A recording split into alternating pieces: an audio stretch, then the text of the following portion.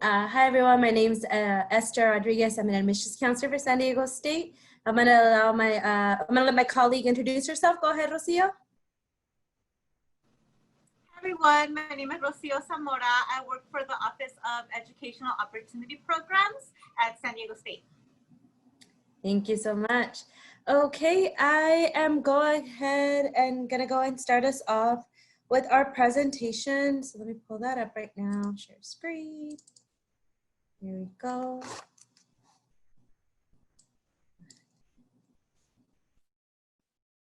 Okay, so throughout the presentation too, I also have a little QR code. So if you didn't scan it to check in that you are in attendance, it'll be throughout the slides, and I'll point them out as we go. Okay, so San Diego State University is part of the California State University system. We are one of 23 campuses up and down the state. So you probably had other CSUs come and present. You probably heard from Cal State San Marcos. You probably heard from Cal Poly San Luis Obispo. You probably heard from Chico State. Probably heard from Cal State Bakersfield, sorry, San Bernardino. So that's just a few, some to name a few, but also schools like San Jose State and Fresno State, all of those are part of the CSU system. We are the southernmost campus from all the 23 campuses up and down the state. We're located in San Diego right here.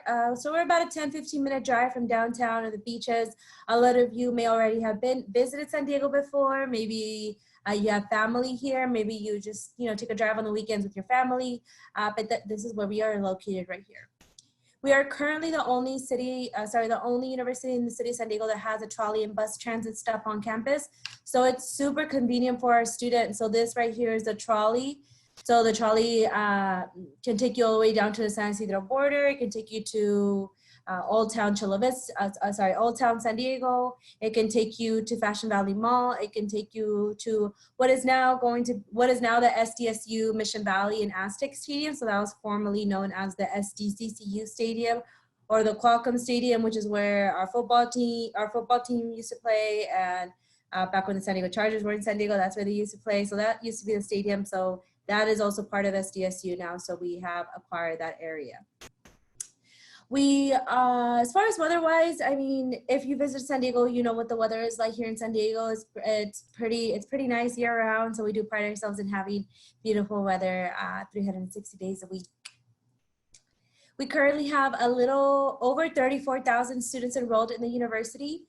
A little under 30,000 of them are pursuing a bachelor's degree. So that's what it means when a student is an undergraduate student.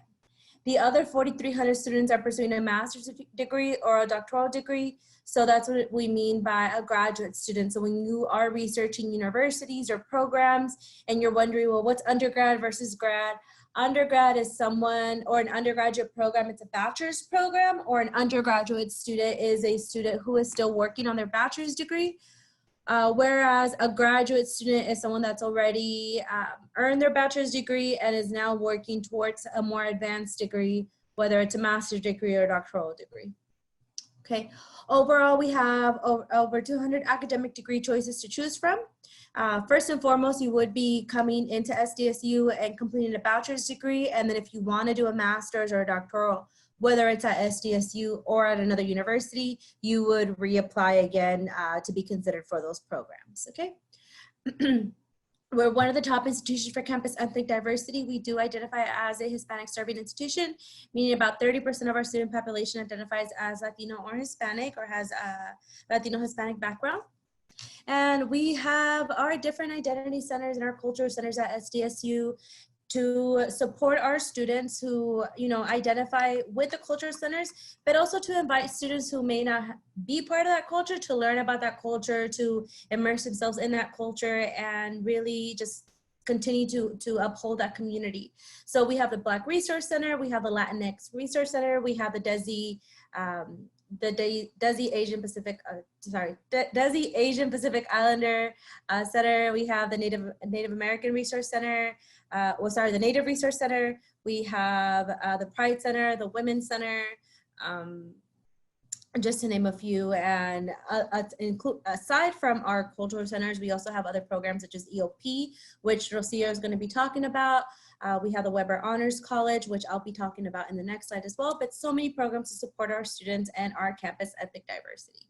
We're also one of the top institutions when we're looking at affordable education and high quality education. So just in general with the CSU overall, the Cal State University system is the most affordable university system across the nation. And SDSU is one of the more affordable universities across the nation as well. So in order to promote student success, we do pride ourselves in being the number one in the nation for sending our, number one in California for sending our students abroad, and 5th in the nation. So obviously right now with the pandemic that's going on, we did bring back our students who were studying internationally. As soon as it's safe, so we will continue to support our students to have that international experience. But students can study abroad anywhere from 1 week over spring break, maybe longer than that, 3 to 4 weeks over winter break, maybe even longer than that. You can go for the summer, you can go for a semester, you can go for a year. Our programs vary from country to country. They vary from length. They vary even from the classes that are offered in certain countries or certain programs. So our university does have the support systems in place to help you pick out a program that'll best fit your needs and depending on what you're prioritizing, you know what I mean? For me, I knew that I wanted to go to England. So I was looking for programs that were gonna go to England, but that also weren't super long-term because I knew that affordability was a big thing. So I was like, okay, I can go for like a little bit, but at least it's something. So I got to do that, and I got a scholarship to study abroad. I also saved up money for that as well. So, but I made sure that I sought out the guidance, and I did have the guidance to help me figure out my study abroad experience. Other programs we have the Weber Honors College, which is actually not a program. It's a full-on college. You have a minor if you're part of the Honors College in addition to your major. You also have your own advisors being part of the Honors College. You have a study abroad requirement. You're required to live on the honors for your first year. There's so many benefits to the Honors College. We also pride ourselves in providing that hands-on experience as a Cal State University. So with undergraduate research, really getting students into their field as early as their first or second year, whether you're in the STEM field or in the business field or in the social science field, really giving you the tools so you can pursue those research opportunities. So you can really see what if the field that you chose really is a field that you want to continue pursuing and build a career on, or if you might want to explore something else, maybe within that field or in a different field. So if you decide you want to go explore a different field, but you don't really know what, career services right there at the bottom left is an excellent place that will help do that.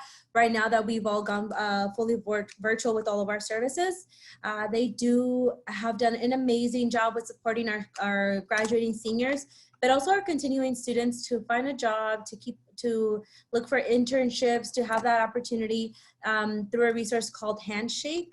So SDSU students can create a profile on Handshake where they'll meet employers, they can attend workshops, they can find mentors, they can do all of that. So really providing that support. Plus college fairs and career fairs are also through Handshake, operate through career services. So they do a lot to support not only graduating seniors who are looking to have a job when they graduate, but continuing students who are trying to figure out what kind of major they want, if they want to switch their major, what kind of career should they be going into, what kind of internships can they get help with. And all the internships that career services post on their website are all paid internships. So making sure that the experience that students do get through career services, through the partnerships that career services have, are going to be paid internships for our students. Okay, moving into the colleges and our majors. So SDSU is divided into 7 different colleges based on your major. You're more than welcome to double major in different colleges. Sometimes you can double major in the same college. There are some limitations to that. So like, let's say if there's a major where the classes are so similar for both majors, you wouldn't be allowed to double major in that. So this segues perfectly into the College of Business. So we have the Fowler College of Business right here on the top left. Has all of our business majors, accounting, management, or marketing. One of the caveats for College of Business is that you cannot double major in the College of Business. Why? Because there's so many courses that are very similar. For all of our business majors, the students cannot double major in that sense. That being said, you could double major with like a business major and somewhere else, and that's totally possible. So just to give you an example, engineering is our other college, a College of Engineering. A lot of the introductory courses are going to be similar within the College of Engineering. Engineering has mechanical engineering, and as a section under mechanical engineering, we have bioengineering as well. And mechanical engineering has a 4+1 program where students can have the opportunity to get their bachelor's degree and their master's degree in mechanical engineering or bioengineering within 5 years. Next, we have the College of Education. If you are interested in working not just with kids, but if you want to work with teenagers, high school students, you want to work with families, maybe you want to work with couples, you want to be a therapist, you want to be a school counselor or a psychiatrist, anything like that, child and family development is a great major for that. If you want to be a pediatrician or you want to go into family medicine, child and family development is going to give you a great, an amazing broad scope of just development from when a kid is born all the way up to when, you know, you age, you get into your 60s and your 70s and your 80s, and it looks at the entire span and relationships and everything like that. And all of that's really going to, that on top of some science classes will help prepare you for medical school. So just to give you an idea of what you can do with child and family development. If you want to be a teacher, we have liberal studies. If you want to go into elementary school teaching, if you want to do middle or high school, ideally you would be studying the major that you want to teach. So for instance, if you want to be a math teacher, you'd be a math major. But we also have an ITEP program. So ITEP is an integrated teacher education program. So ITEP means that you can get your bachelor's degree and your teaching credential in 4 years. So usually what you have to do to become a middle school or high school teacher is that you have to get your bachelor's degree, and then in your senior year of your bachelor of college, apply to a teaching credential. So that's an additional 1 to 2 years to become a teacher. Well, with the ITEP program, instead of doing that 4 years plus the 2 years in the credential, you do everything together in 4 years. It could be a little busy, especially in those last 2 years. But once you graduate, you're in those 4 years and you're able to get into your field and start working. Next, on the top right, we have the College of Health and Human Services. Majors such as food and nutrition are on here. Nursing, social work, so that's going to be on HHS. Nursing is our most impacted major. This means that students should have at least a B or better in both semesters of biology, chemistry, and intermediate algebra. So just keep that in mind. Nursing is also our only direct admit program. So what that means that if you come in as a different major and then decide that you want to maybe switch to nursing, unfortunately, you wouldn't be able to do that. You can switch your major to anything else that's not nursing. So just keep that in mind. Next, we have the College of Professional Studies and Fine Arts, or PSFA for short. Has a variety of majors, has criminal justice, it has journalism, but it also has our 3 audition majors, which are dance, music, and theater arts with an emphasis in performance. So if you do apply to one of those 3 majors, you will be, the program will be reaching out to you so that you can either submit your audition tape or schedule your audition in person. It really, honestly, it really depends on what the pandemic's going to be looking like once auditions roll around. All right, the last 2 colleges that we have is the College of Arts and Letters and the College of Sciences. Arts and Letters has all of our liberal arts majors, so anywhere from Africana Studies, Chicano Studies, moving down to Language, Culture, and Society, Political Science, Sociology, Women's Studies. So all of those majors are going to be in this area right here. Our last college is our College of Sciences, anywhere from life and physical science. And one of the unique things that a university has is that we also have, our College of Sciences also houses our psychology major. Sciences, obviously, you're anywhere from astronomy, biology, or chemistry. They also have our student success center, student success center to help support students. They have peer advisors. They also have their own academic advisors to support their students. Plus, the College of Sciences also houses all their pre-professional programs for health professions. So if you're interested in going into medical school, optometry school, pharmacy, or anything like that, they can help prepare you for that and make sure you're taking the right classes. And just so you know, if you want to go to medical school or optometry school or anything like that, you don't have to be a science major. Yesterday we met with Dr. Martin, who is the Assistant Dean of Student Affairs for the College of Sciences. And we asked, you know, what's the best way a student can start preparing for medical school or anything like that? Is there major specific? And she mentioned it herself. She was admitted to medical school and she was not a science student. Most medical schools are really looking at, do you have the prerequisites required to be successful in medical school, essentially. So you could be a science major, but you don't have to be a science major to apply to medical school. And the reason I mentioned this is because I know I saw a lot of questions about health professions. So essentially, you can be a Spanish major and participate in the pre-med program, and you'll do like, I think it's like 10 to 12 classes that are in the science field that are prepare you to apply for medical school. So just to give you an example of that. If you seriously have no idea what you want to do, we do have undeclared, but if you have an idea of what you want to do, a major or even a field, we always recommend that you choose whatever it is that you want to go into. If you decide it isn't for you, you can always switch your major. But the reason why we recommend that you select a major is because, especially if you know what realm you want to go into, whether it's one of these areas or one of these areas, is because students are going to be, because your introductory classes are going to start off your first year. So you want to make sure you're getting your foot in.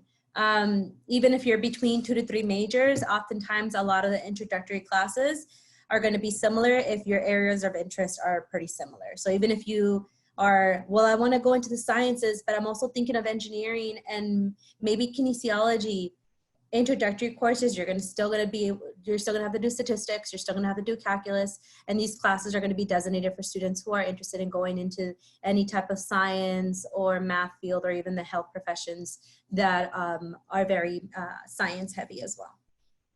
Okay, so moving on to announcements for freshman criteria and important dates. So first I'm going to cover this because this is another question that I got a lot about, the SAT or ACT.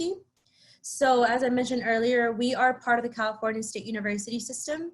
And so this means as part of the CSU, we are not allowed to require the SAT or ACT exam or even consider it for admissions as an additional consideration.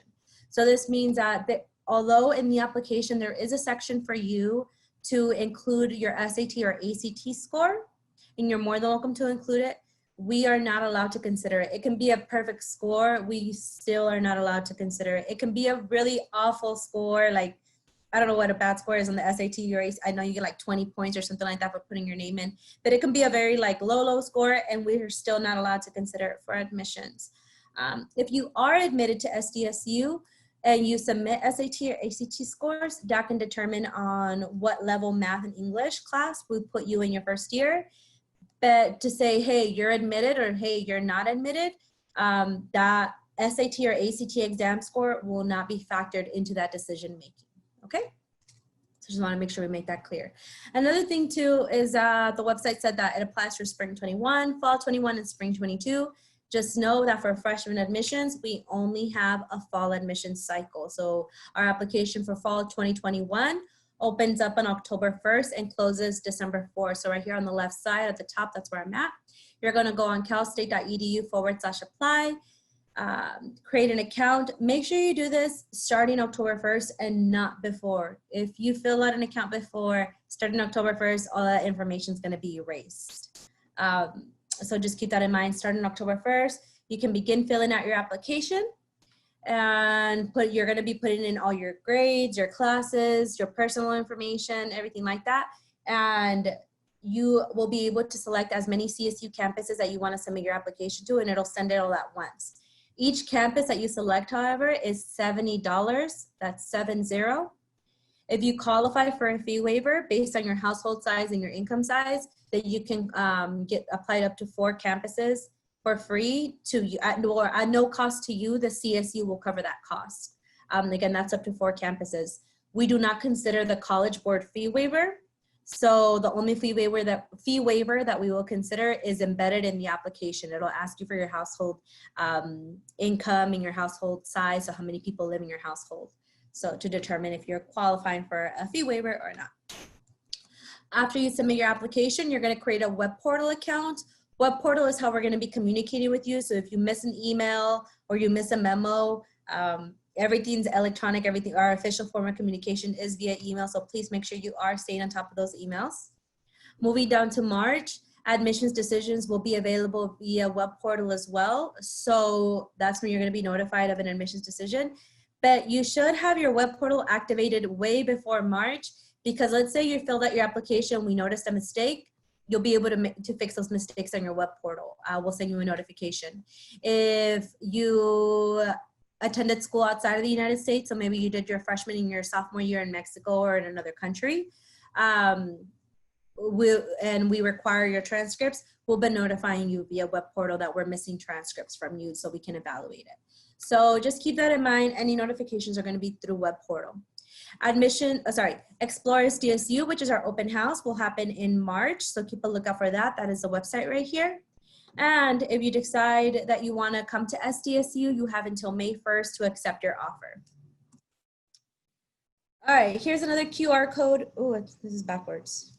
I wonder why I did that. Okay, don't click that. We'll find the next QR code in another slide.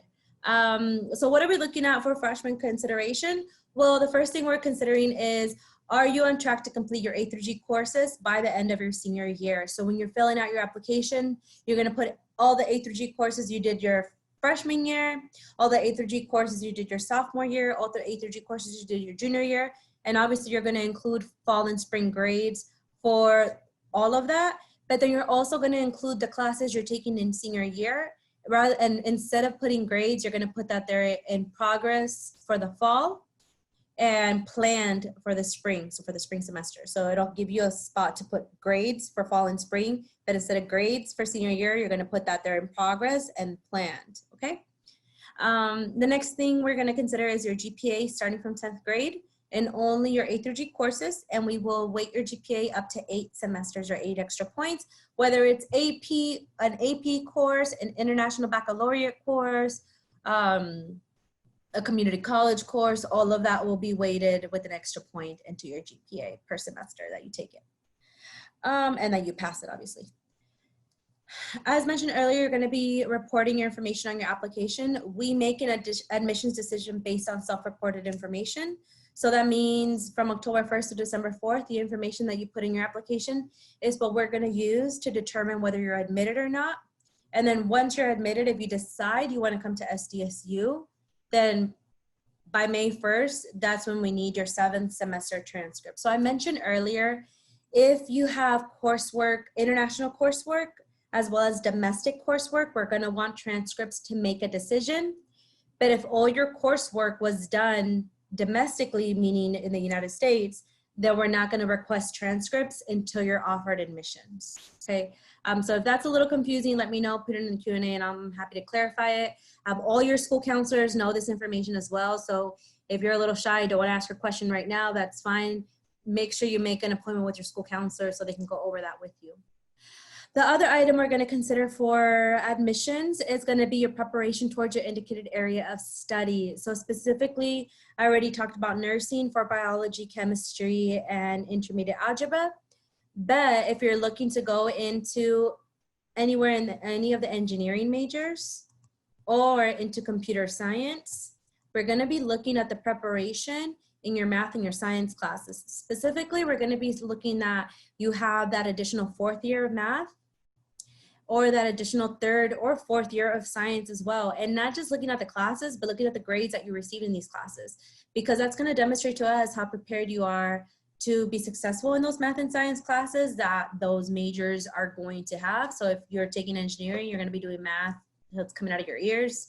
It's gonna be math all throughout. So you wanna make sure that you're prepared to be successful in those math classes, and the grades in your math classes and in your science classes will help us get an idea of that as well.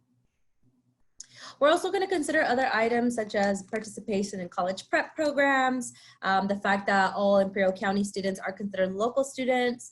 So we will look at those items as well, but the item that's going to carry the most weight It's going to be the GPA in your A through G courses starting from 10th grade and your preparation towards the indicated area study for engineering, computer science, and nursing students.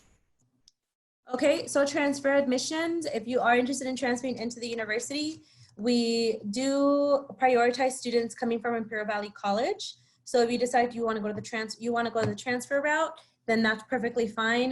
The important thing about exploring colleges and exploring your options for college is that you do what feels best for you, but that you know you have all these options available for you. So rather than feeling limited to one option or the other, that the choice essentially comes down to what you want to do. So if you decide that you want to transfer into SDSU, just know that we only accept upper division transfer students. So this means that you will need to be at IBC for at least 2 years or get at least 60 units to be considered a transfer student. Transfer students also are not allowed to apply as undeclared students because transfer students have to do major preparation coursework. So if you're coming in as a freshman, you're going to be doing major prep work your freshman and your sophomore year. If you're coming in as a transfer student, that major preparation coursework is going to be happening still your freshman year and your sophomore year, but at a community college rather than at SDSU. Okay, so that's what I'm going to mention about transfers. If you're not, obviously you're in high school right now, so you're not really looking into the transfer process at the moment, but if you decide you want to transfer to SDSU, please reach out to me and I'll put you in touch with one of our transfer counselors. All right, cost and attendance. So California residents cost of tuition, $7,720. You're all graduating from a California high school, so I'm going to be assuming that for the most part, you're all going to be considered California residents. Despite your citizenship status, that's not something we consider. We just look at, are you living in California? Are you graduating from a California high school, California public school?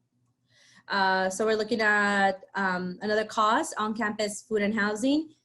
As Imperial County students, you are considered a local student. So technically you do not have to live on campus. You do have that option, especially because technically home is 2 hours away. But if you have family in San Diego or you decide that you want to find a different housing accommodation in San Diego, you are more than welcome to do that. You are not required to live on campus. If you do decide to live on campus, this cost right here, that $18,531 on the left-hand side right here, that's an estimated cost that can go up and down depending on your meal plan and depending on how many roommates you have. That other cost right here, that's almost $4,000. That's miscellaneous cost. That's really going to depend on how much your books really actually are going to cost. And remember, in college, you can rent your books. You can rent electronic version of your books. There's so many different ways to buy textbooks, so you don't have to spend a lot of money. Sometimes the book might be available in the library, so it might be something that you can check out. So just keep that in mind. There's different options, but also that miscellaneous cost can consider personal expenses, transportation, other supplies that you may need, a laptop, anything like that. So just keep that in mind. So the estimated cost of attendance for a first-year student who's living on campus is around $30,240. That includes personal spending or personal costs, as well as money that you would pay to the university. If you're not going to live on campus, you want to know, okay, well, how much would that cost me? Money that you would owe to the university, it would just be this amount. And if you want to calculate, okay, how much money should you budget for, or when you're applying for scholarships, what should your goal amount be? Obviously, your goal amount should be as many as you can get. But if you're trying to work towards a certain number, I would recommend working anywhere, let's say 4 plus almost 8. So anywhere from like the $12,000 amount to $30,000 amount. Definitely $30,000 if you're looking to live on campus. And there's so many scholarships available that are non-SDSU related. That being said, please make sure if you have a social security number, to apply to the FAFSA. If you don't have a social security number, to fill out the California DREAM Act application. And as far as scholarships, there's so many scholarships that you can apply. Make sure you're talking to your school counselor about which scholarship options you have. For SDSU specific scholarships, you'll be able to begin applying to them once you are accepted to the university and once you accept your offer to the university. So our scholarship page allows SDSU students to fill out their information, and it filters up a bunch of different scholarships that they're eligible for, and it automatically submits applications for them. Unless they have to fill out an essay, then it'll prompt the student to do that. But because it's so specific and tailored to the student, That's the reason why it's only available to current SDSU students or incoming SDSU students. And when we say incoming, is someone that's already accepted their offer to the university. If you want to see how much financial aid you might be eligible for, and when we're talking about financial aid, really we're considering federal grants, which is a Pell Grant, state grant, which is a Cal Grant. I know you had a financial aid presentation earlier today, so you might have already gotten this rundown. But also loans, federal loans, work study, those kinds of things. So you can see what your financial aid eligibility is using this cost calculator right here. Okay, so that's all I have right now. If you put some questions in the Q&A, Todd, did you want me to answer those or move it on to Rocio? Well, yeah, let me do this. Let me quickly ask you these questions, and I can verbalize it for everybody who's listening in, because when you type a question as a student, it just goes to us as moderators and to the presenters. So Esther, by the way, great job. Go Aztecs. Here's a couple questions. When we're putting in the grades for the application, is it for all 4 years or just one particular year? It's a great question. When you're putting in the grades for your application, you're putting in everything that, that you did starting in 9th grade that falls into the category of A through G. So the A through G courses are right here on the right-hand side. So any class that's considered a social science class, English, math, lab science, language other than English, VAPA, or which is visual performing arts, or an elective can be anything that falls under the category of A through F. You're going to be including all those courses from 9th through 12th grade. All right, there's a whole bunch, and so let me know. I'll just ask you question after question until you throw it to Rocio. So the next one is, hey, does all this information apply to the campus here in Calexico? Our Calexico campus is not as impacted on the freshman level, so it's not going to be as competitive. That being said, the A through G criteria, yes, that still applies. The GPA, how they're going to calculate it, that still applies, as well as the application deadlines and the no SAT, ACT. So Calexico campus will also not be considering the SAT, ACT. One of the things that I would recommend to do, I would recommend to apply to both campuses. And the way that you can do that is when you fill out the Cal State Apply application, make sure you submit your application to SDSU main campus, so the one in San Diego. And then send an email to Barbara from SDSU Calexico campus. Let her know you applied to SDSU main campus, but that you also want to be considered for SDSU Calexico campus. And so that's okay. Hey, so this is a super secret code for all those students who are attending this particular session, an Esther hack. Because that's important, because you're limited on the number of universities oftentimes that you can apply for. So to get that bang for the buck when you apply to San Diego State, which is presumably the main campus. But then we want to communicate with the San Diego State Calexico campus, or we call it the Imperial Valley campus, and make sure that they also consider you for that one. And it's a 2-for-1. It doesn't bind you to go to the Imperial Valley campus, but it'll allow you to do both of those universities, or those extensions and the university. So great. A couple more, but however, just feel free to stop me. You can't attend. You cannot attend both campuses. Okay. To do one or the other. But when you want to apply and be considered, you can be considered for both essentially. I didn't mention that in the first presentation. I think I forgot. So feel just if you have a student, pay your friends. Right. And it's a great point. And to let students know, if you're obviously San Diego State here in Imperial Valley is well known to many of us, they actually are going to have a session a week from today, October 1st. So it'll be San Diego State dash, Imperial Valley version. So that we'll bring that topic up. I'm glad to remember that. Hey, another quick question. Do you have dorms? We do. We have an amazing residential learning. We call our residence halls have these programs called residential learning communities. So it's not just students living on campus. It's students living on campus and participating in programs that have shown to increase student success, not just academic success, but social success, making sure that they're acclimating well to campus. So we do have residence halls.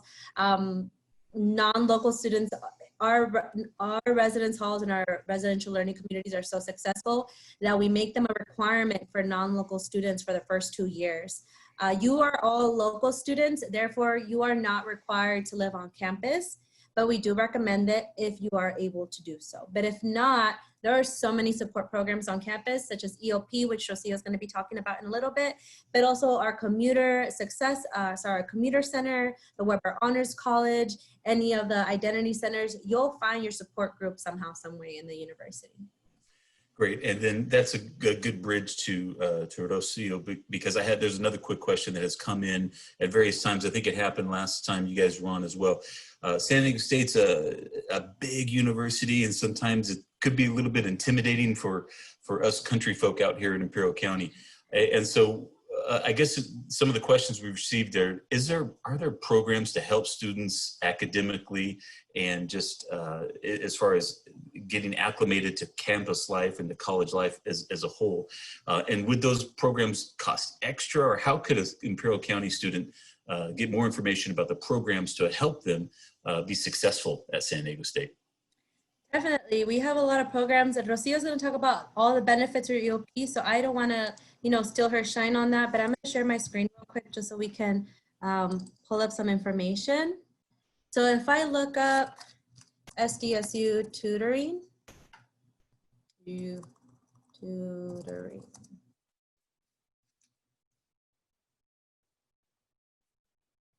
going to give me this result right here, but it'll link me to different tutoring resources. So we have the Writing Center, we have the Math and Stats Learning Center. But if we go back to the search bar, I'm trying to find there is one link that has all of our tutoring resources on there. But the main areas where a lot of students struggle a lot, especially first-year students, is in that accounting class, financial accounting, and in some of the introductory engineering courses. And so going into the business website right here for the business area, you can see which courses have tutor offering for them, which includes our introductory stats class, our accounting classes, information systems, so on and so forth. It really just depends on what classes are going to be available. And then also the College of Engineering, as you can see, they post their tutoring schedule for whether it's a civil engineering class, and not just for lower division classes, but if you see these 300, 400 level classes, those are upper division classes. So you know that you're going to be able to receive the support that you need, whether it's at the introductory level for the 100 level classes like Physics 195 and 196, which are the physics labs that'll basically every STEM student has to take. Or if you are taking an advanced class and you're a civil engineering student and you're like, I need help, this is hard. Civil Engineering 462 has tutor available in the morning, September 16th. So it's a great resource for students, especially students who are looking to get those support in the STEM classes. Okay, I'm gonna go ahead and pass it along to Rocio, and we'll continue the Q&A at the end of her session as well. Okay, let me share my screen and pull up the presentation again. Okay, Rocio, go ahead. All right, cool. Thank you, Esther. So hello, everyone again. My name is Rocio Zamora, and like I said, I work for the Office of Educational Opportunity Programs and Ethnic Affairs. So I'm actually really glad this question was brought up because I get to talk about EOP. Can you go to the next one? So just a little bit about our history. We are celebrating 50 years of being established. EOP came out of student activism, and it was a purpose to expand education. So it came out of the civil rights movements, and our goal is to improve access and retention of historically low income and underrepresented, underserved students. You can find EOP at all of the Cal states. And their services are going to be different in each school. So the one that I'm going to talk about is the one at the SDSU main campus. So an overview of our benefits of EOP. If you're admitted into EOP, you get to have your own counselor, who is an additional person that you can talk to, not only to help you pick out the right classes for your major, but really they can help you with any other personal issues that arise. I know a lot of times our first generation students, we face a lot of challenges outside of the classroom, and it's good to have a person within the university to advocate for you and to support you and to support navigating those challenges, because we know that what happens outside of the classroom affects the way that you learn and behave inside of the classroom. So we want to pay attention to the whole student. We have our transitional programs for SDSU. So to answer the question, how do we help you get acclimated into the university? I was a first generation student myself. My parents went up to 6th grade because they didn't have the opportunity. So I was the first one going into this campus and seeing like, oh my gosh, what do I do? Who do I go to for help? It can be easy to feel like overwhelmed and that there's a lot of people and lost at times. But that's why it's important to be connected with campus resources such as EOP, who can help you navigate something that can appear so big, but it's actually just a lot of really smaller communities. And so some of our programs that we do include our first contact orientation, which is a free orientation that you can bring your guardians, your loved ones, and learn more about the campus and meet other students who have been admitted to the university. You meet your counselor, you discuss your major requirements, you get your course book. So it's a really great program that's completely free. We feed you, and like I said, you bring the family, so they're definitely welcome to attend. We also have our bridge program. So our Best Summer Bridge program is a 5-week summer program that's optional, but a great benefit for our EOP students. If you want to participate in that, it's 5 weeks of your summer where you live in the residence halls, you take some college classes, you get free tutoring for those classes, you meet 100 or more other EOP freshmen, and you learn about the resources of the university. So that means that when you start your fall semester as a freshman, you already have some college credits and you already know what the campus is like, and you already know other students and have friends, and you know professors, etc. And all of that is completely free. We also have our Transfer Bridge program, which is for students who are transferring. So the difference between that one is that Transfer Bridge is 1 week, whereas Summer Bridge is 5 weeks. And Transfer Bridge, you don't enroll in a college class, but you do learn about so many campus resources and meet 100 or more other EOP transfer students. So these are really great programs to build community, because I can understand it's hard to leave home and go somewhere new. And it really makes a difference if you have friends there and if you have people there who you can ask for help. And that's what EOP is. It's a community, it's a family of support. We also have free tutoring. So we offer tutoring one-on-one for almost every class out there. And if we don't have that tutor, we're gonna look for the tutor and find tutoring for your needs.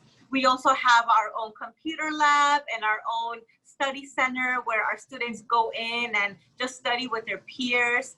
We have 50% off printing, and we have a mentoring program as well. So it's helpful to have more people kind of taking you under their wing and showing you around.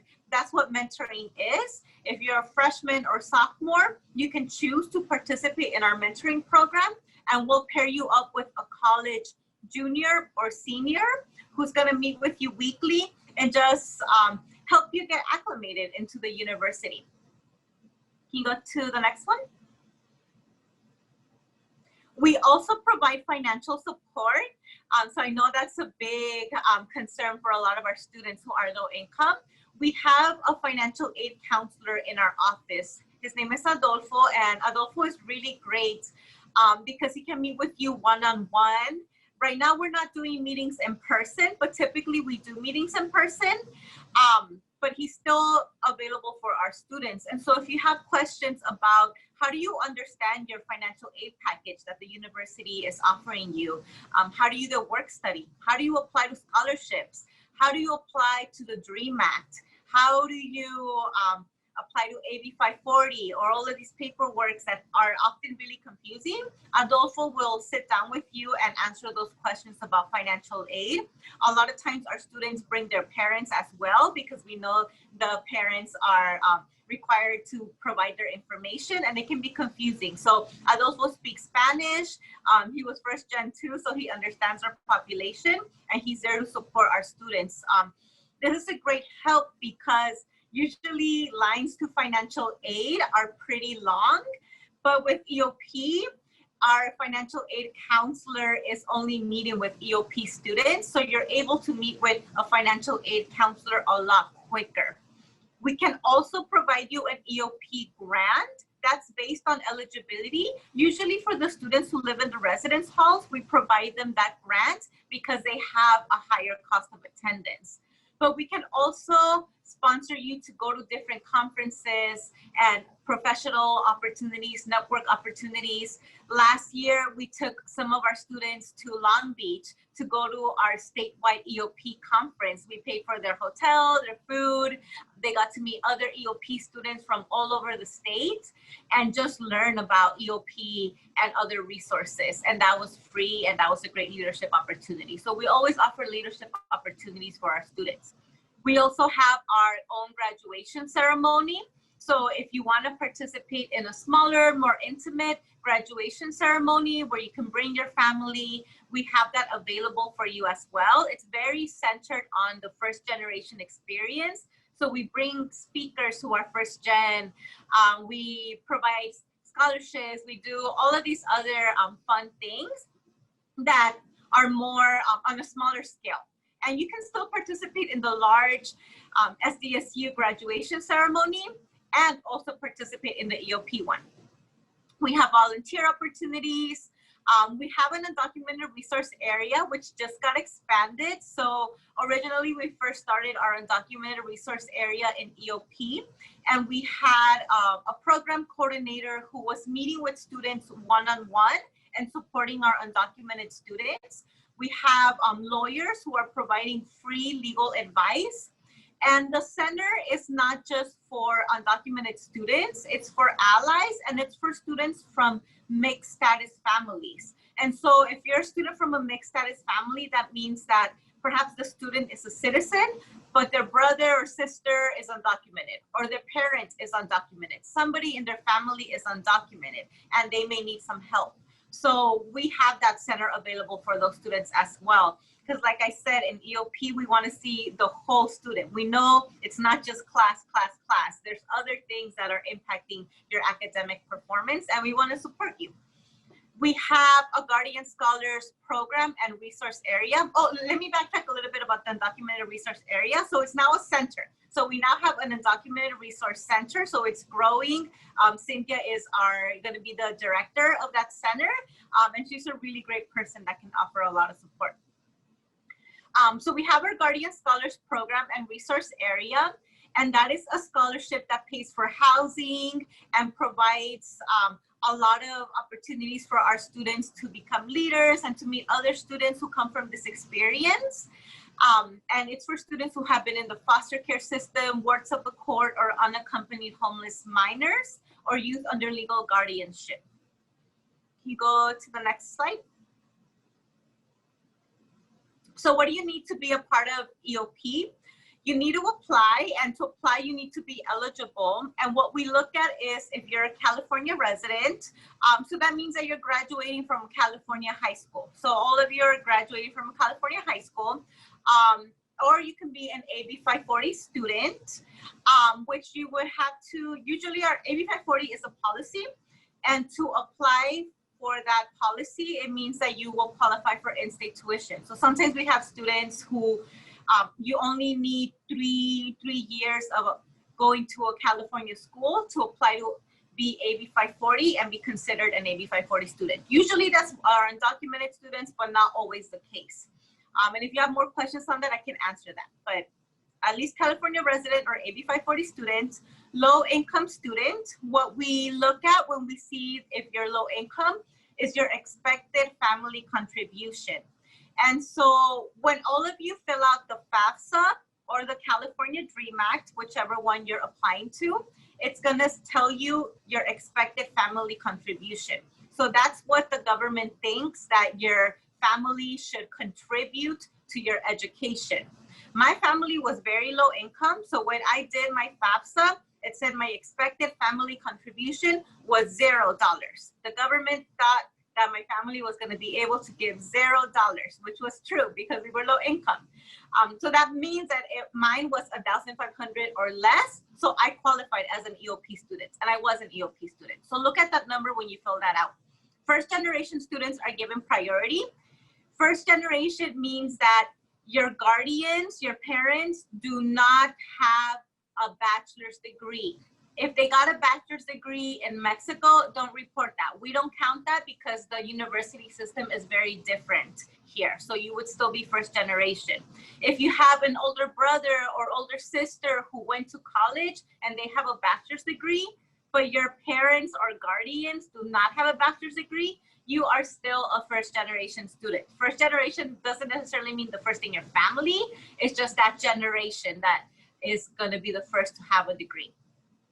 If your parents or guardians went to college just to take some classes for English or just some basic classes, but they were not trying to get a degree and they did not get a degree, then don't report that because you're still first generation. You have to demonstrate need of academic and transitional assistance. So you show that when you answer the essay questions on the application, and you have to apply before January 15th. And you have to be admitted into SDSU in order to gain admission to EOP. Next slide. Okay, so actually can go back a little bit. Okay, so last thing I want to say about this, your only time to apply to EOP is when you're filling out the Cal State Apply. So in the Cal State Apply on the third quadrant, it's going to ask you, do you want to be a part of EOP? Select yes, and answer the questions and complete the application. That's your only time to apply. If you forgot and then you get accepted to SDSU, you start your first semester at SDSU and you remember EOP and now you want to get the free tutoring, the services, you can't apply anymore. So really remember when you apply to SDSU to mark yes for EOP. Go ahead. So we have some upcoming workshops. We're gonna go through the Cal State Apply application. So if you wanna learn how to navigate that application, we're gonna fill it out. So there's 2 dates. One of them is October 2nd, where if you're a freshman student, well, you're gonna be a incoming freshman who already has some college coursework from a community college, that's the application we're gonna fill out. If you're a freshman student or a potential incoming freshman student who has not gone to community college, then that's Friday, October 16th, where we're going to be walking through that application. So you're going to be able to see how we fill out that application and get your questions answered. And as well, Nico and I have our office hours. Nico has them Tuesday from 1 to 4, and I have them Thursdays from 1 to 4 via Zoom. So you could just drop by into our Zoom and we could have a one-on-one meeting and get any of your questions answered for college. And I think that's all I have. Yeah, so definitely keep in touch. My information is up there. That's my email. You know, Esther's email, and then hopefully you come to my office hours or Nico's office hours if you have other questions. Thank you, Rocio. Actually, Rocio, we do have one question that came in. You mentioned your contact information, Esther Thumien, and then Nico's, but you were really talking up Aldolfo. They were saying, hey, how do I get a hold of that guy? So do you happen to have Aldolfo's email address? Maybe you can either say it or we could type it into the answer there and send it to the student. That was one of the guys who was going to be able to help students with some of those tutoring opportunities earlier, I believe, in the EOP. Esther, now we have about, gosh, it's already 5 o'clock. It's like 4:55. Where did the time go? I have 1,000 questions for you. So how can people who don't get their questions answered before 5 o'clock, how can they get a hold of you? Is it your contact information's up there on the screen, correct? Yeah, so that's my email, eerodriguez@sdsc.edu. Go ahead and send me an email and just like your name, what high school you're at, and with your question. Rocio, Well, oh, go ahead. and some people had asked, hey, is this session recorded? Because one of the comments that we were having offline when you were speaking, both you and Rocio, was that, boy, your presentation is just chock full of information. Every slide seems to answer a question that I might be thinking at that moment. And so the answer to that is yes. All these sessions in Higher Ed Week, for most of the part, certainly this one, is being recorded, and it will be available to students to view at a later on. You can scroll right to San Diego State section on the video and tune in and replay it and play it again for mom and dad. That's going to be happening. We have to render it and post it back up on our webpage. It'll be a bit, but we'll certainly let folks know on our social media, and then most likely we'll send an email out advising high school counselors. So most likely as a student, you will find that out from your high school counselor. Well, Rocio and Esther, we thank you for joining us today. There might be some ending thoughts that you might have as we turn it back over to the Director of Higher Education here at the Imperial County Office of Education, our host, essentially, for these 2 weeks, Denise Cabanilla. Denise, are you there? As Esther does some final thoughts. Yeah, Rocio, did you want to give some information about Adolfo for financial? Yeah, so I know right now Adolfo is meeting with current EOP SDSU students. So Nico and I are meeting with prospective students. So if you're not enrolled already in SDSU, Nico and I can help you.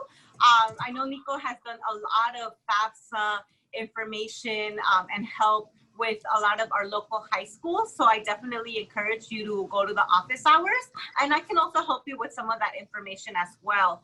And then if we get into a situation that's a little bit more individualized, if you come to either one of our office hours, that's when we can connect you with Adolfo. But yeah, so ultimately, like, we're here Tuesdays and Thursdays. Just drop by and we can start connecting you with more resources. Awesome. Thank you both so much. I've heard your presentation more than once, and I learned something new every single time. I appreciate how thorough you are, how responsive you are to the questions, to the students. Students out there, don't hesitate to send these ladies, and even Adolfo, one of these emails. They're so good at getting back to us and making sure that our Imperial County students are supported through the entire process as they're making these decisions. So I really encourage students and parents to do that. So thank you both. Ladies, I will see you soon again, hopefully. It's always good to see you. Take care of yourselves, and we will be in touch.